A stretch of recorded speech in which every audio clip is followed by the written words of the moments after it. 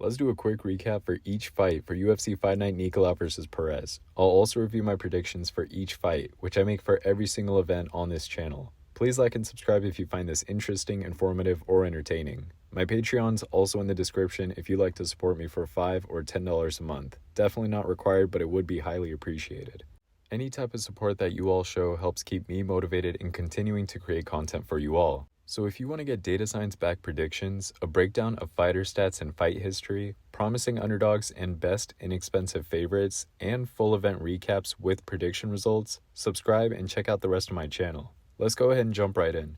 We ended the night 8 out of 13 fights at a 62% accuracy. For the previous 10 events, we're averaging 68%, all-time we're averaging 67%, all-time pay-per-views we're averaging 69%, and all-time fight nights we're averaging 65%. Starting off with the first fight, we had Gabriel Benitez versus Shet. In this opening fight, Benitez started strong with leg kicks, but Shet retaliated with kicks and punches of his own. Throughout the fight, Benitez dominated with leg kicks while Shet struggled to find an effective response.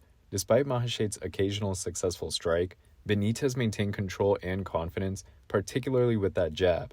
In the final round, both fighters intensified their efforts, with Shet showing more aggression and landing solid combinations. Despite a competitive performance on both sides, the judges ultimately awarded Shet a split decision victory, even though many fans had it going in Benitez's favor. I predicted Shet had a 51.3% probability of victory, and he was able to get that split decision in his favor, which gave us our first win of the night.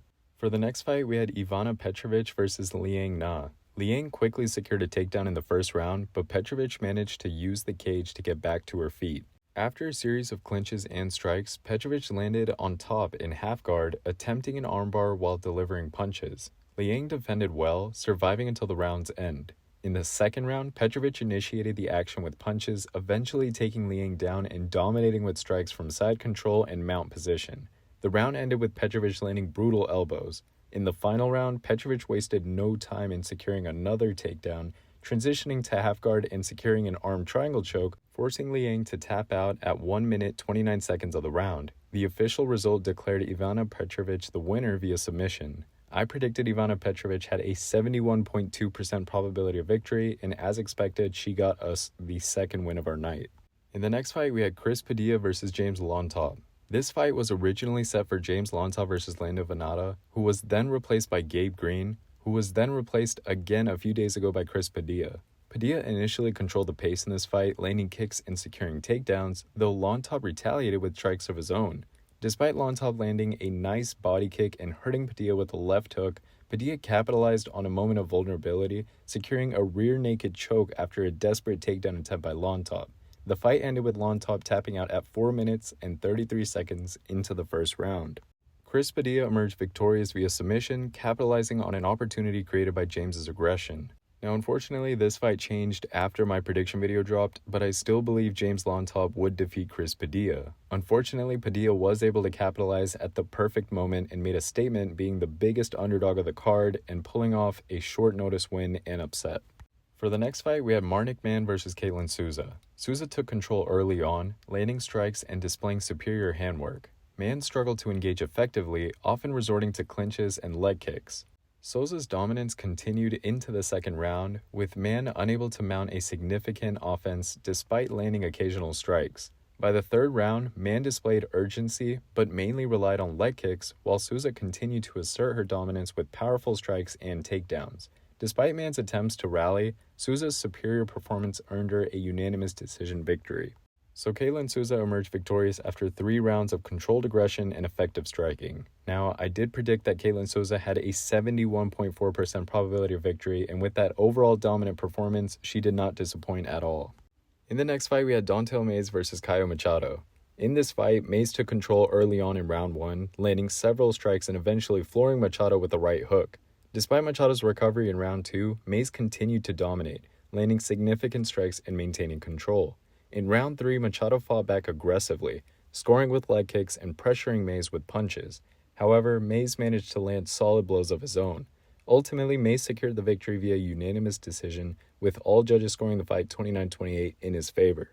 I predicted Kaio Machado had a 53.3% probability of victory, and I knew this one would be a close one, but unfortunately Machado wasn't aggressive enough to prevent Mays from getting into his rhythm and keeping his range. Mays did a good job of utilizing his boxing skills and mixing up his striking, and he brought some fear to Machado after dropping him earlier. You could tell that Machado had some opportunities to pursue pouring strikes on Mays, but he was hesitating a few times.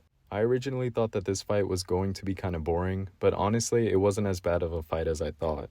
For the next fight, we had Austen Hubbard versus Mikkel Figlak. Figlak controlled the center early on and landed significant strikes, including a leg kick that briefly floored Hubbard. Despite Hubbard's takedown attempt, Figlak defended well and managed to stay active on his feet, scoring with his jabs and his hooks. The second round saw Hubbard struggling to find openings while Figlak continued to land punches and defend against takedowns. In the final round, Figlak remained aggressive, landing strikes and effectively defending against Hubbard's attempts to take the fight to the ground. Ultimately, Hubbard secured a victory via unanimous decision. I had predicted that Austen Hubbard had a 54.2% probability of victory, and he stayed in that fight and got that win. This fight was a great example of how the prediction models and I both picked an underdog to win, and the underdog was able to cash in. Sometimes people think that I don't go for underdogs or suggest them, and like I always say, that's far from true.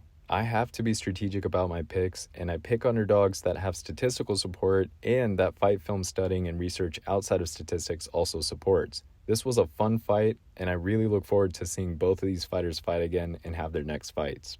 In the next fight, we had Rani Yahya versus Victor Henry. Yahya started strong in round 1, landing leg kicks and attempting takedowns, controlling much of the engagement. However, Henry countered effectively with punches, though he struggled to establish his own offense. The momentum shifted in round 2, where Henry landed significant strikes and overwhelmed Yahya with a barrage of punches against the cage.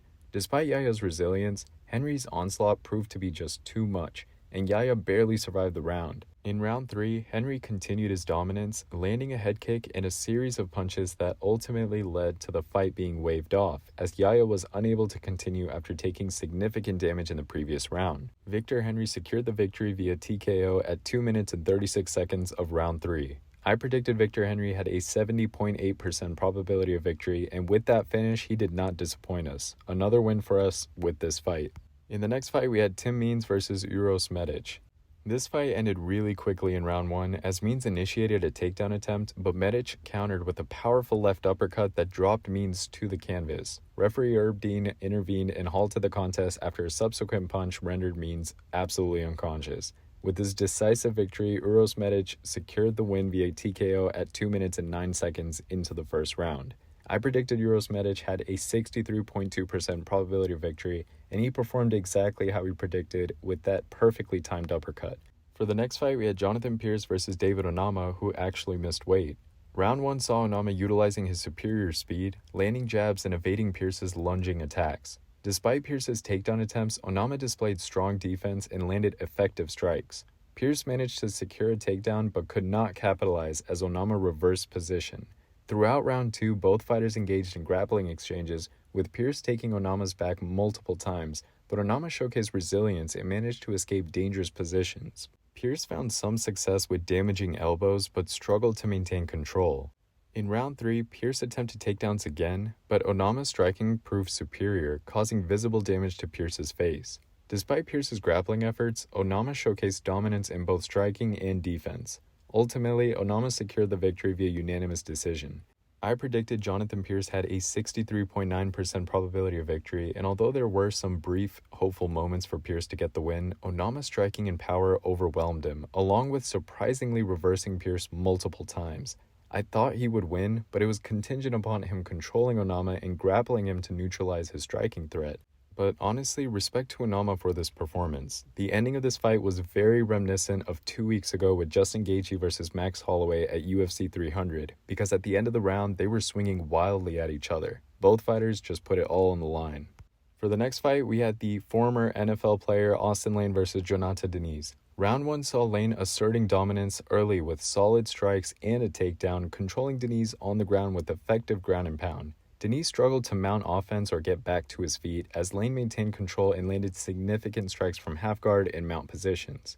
Round 2 started with Lane still looking strong, but as he attempted to grapple, Diniz capitalized with precise counterpunches.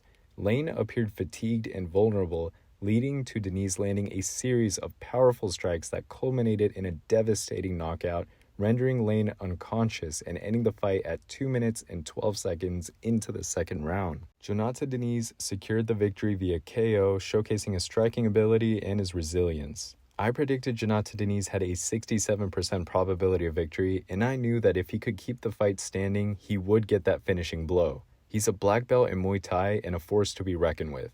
Austen Lane crashed to the canvas, and this was a great knockout and powerful statement for the still undefeated 7 wins, 0 losses Diniz.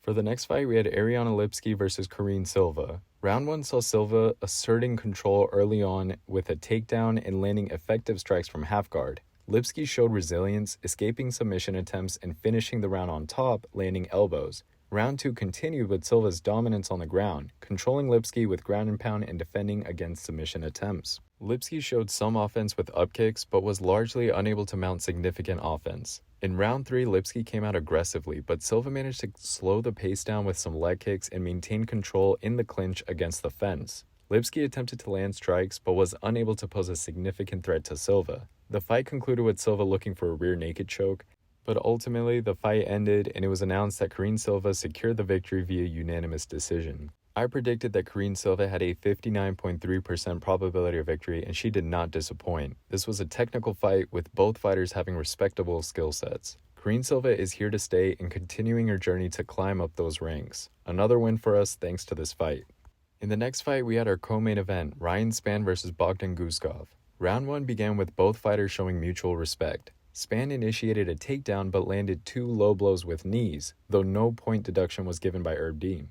Spann managed to secure a takedown, transitioning to mount and attempting a rear naked choke towards the end of that round. However, Guskov defended pretty well and survived until the bell, with Spann opting for ground strikes. Round 2 started cautiously, but Guskov found success with powerful punches, hurting Spann with a series of strikes. Despite Spann's attempts to retaliate, Guskov continued to land significant blows, eventually flooring Spann with a series of punishing right hands, prompting Dean to intervene and stop the fight at 3 minutes and 16 seconds into the second round. Bogdan Guskov secured the victory via TKO, showcasing his striking ability. I predicted Spann had a 66% probability of victory, and although he did look good in that first round, shout out to Guskov for that comeback TKO, that perfectly timed shot that landed flush, and getting that job done. Anthony Smith 2.0 got the win here. In the next fight, we had our main event, Matheus Nicolau versus Alex Perez. Round 1 saw Perez taking control early with his jab and leg kicks, while Nicolau remained patient but struggled to mount significant offense. Perez landed a series of effective strikes, including body punches and an uppercut, dominating the round. Nicolau managed to land a significant left hook counter, but it was largely outpaced by Perez's activity. Round 2 started similarly, with Perez continuing to be the aggressor, landing strikes and remaining active. Despite Nicolau's efforts, Perez's onslaught proved to be too much, as he connected with a devastating overhand right followed by a right hook, knocking Nicolau out cold at 2 minutes and 16 seconds into the second round. Alex Perez secured the victory via KO, showcasing his striking skills and securing an impressive finish at a main event. I predicted Matheus Nicolau had a 60.2% probability of victory, and although it looked like he was analyzing and reading Alex Perez and formulating a game plan to defeat him, he was caught by nasty powerful shots that Perez was throwing at him. Once he was backed into that cage, I knew it was seconds away from being over. Alex Perez is definitely a pressure fighter, and he's able to cut off the cage really well. He'll read you trying to exit and throw a powerful hook or an overhand to stop you dead in your tracks and drop you to the canvas. Great job for Perez. This was a great fight. And with that fight ending, that was it. We ended the night 8 out of 13 fights, which is a 62% accuracy. As I wrap up my recap of UFC Fight Night Nicolau versus Perez, I hope you found the breakdown of each fight to be informative and engaging. Please don't forget to hit that like button and subscribe for more content like this in the future. Check out that Patreon if you'd like to support me through that too. Your support keeps me motivated to continue bringing you all the latest updates and analysis from the world of MMA. Until next time, stay tuned for more action-packed reviews and analysis. Thank you all for watching, and see you guys in the next video.